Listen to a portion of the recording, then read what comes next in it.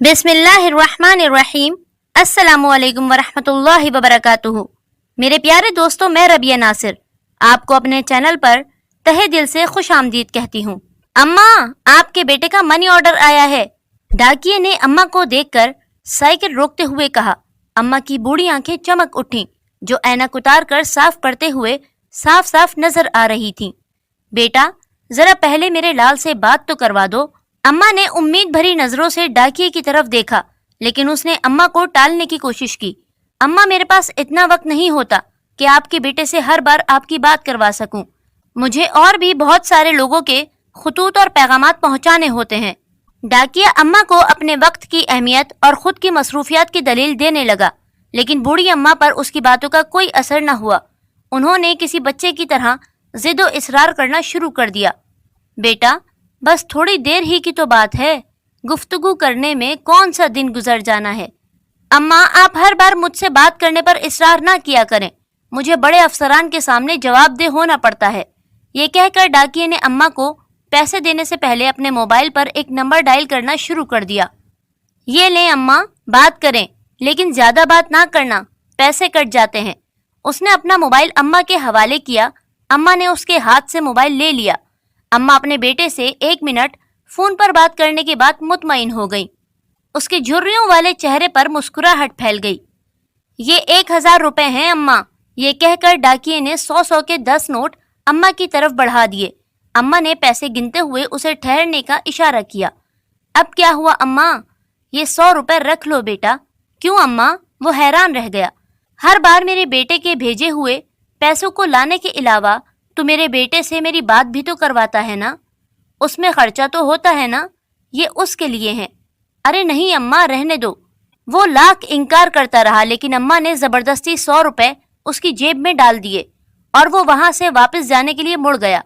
अम्मा, जो अपने घर में अकेली रहती थी, वो भी ढेरों दुआएं देने के बाद अपने मकान के अंदर चली गई। डाकिया वहां से चंद कदम ही बढ़ा था कि किसी ने उसके कंधे पर हाथ रखा। उसने पीछे मुड़कर देखा तो उस बस्ती में उसके जानने वाले का चेहरा उसके सामने था। वो गनी भाई को देखकर हैरान रह गया, जो चाय की दुकान चलाता था। भाई, आप यहाँ कैसे? आप तो अभी अपनी दुकान पर होते हैं। मैं आज यहाँ तुम्हारे पीछे पीछे आया हूँ, मुझे तुमसे कुछ पूछना है। गनी भाई की नजरें डाकिये के चेहरे पर जमी हुई थी। हाँ, पूछो भाई। भाई, हर महीने ऐसा क्यों करते हो? मैंने क्या किया भाई? डाकिया गनी भाई की सवालिया नजरों का सामना करते हुए थोड़ा सा घबरा गया। हर माह तुम अपनी जेब से पैसे इस अम्मा को भी देते हो और मुझे भी कहते हो कि मैं उनसे उनका बेटा बनकर फोन पर बात करूं। ऐसा क्यों? मैं बहुत दिनों से मुगालते में हूं, मुझे आज इस पहेली का हल बताओ। गनी भाई का सवाल सुनकर डाकिया कुछ देर तक हिचकिचाता रहा, जैसे अचानक कोई बड़ा झूठ पकड़ा गया हो, लेकिन अगले ही लम्हे उसने वजाहत कर दी। मैं ये पैसे इनको नहीं देता, अपनी माँ को देता हूँ। डाकिये की बात सुनकर गनी भाई हैरान रह गया। मगर ये तुम्हारी माँ कैसे हो सकती है? जहाँ तक मैं जानता हूँ, तुम्हारी माँ का तो इंतकाल हो चुका है। हाँ, वही तो बता रहा हूँ। डाकिया गनी भाई की तरफ देखते हुए बोलने लगा।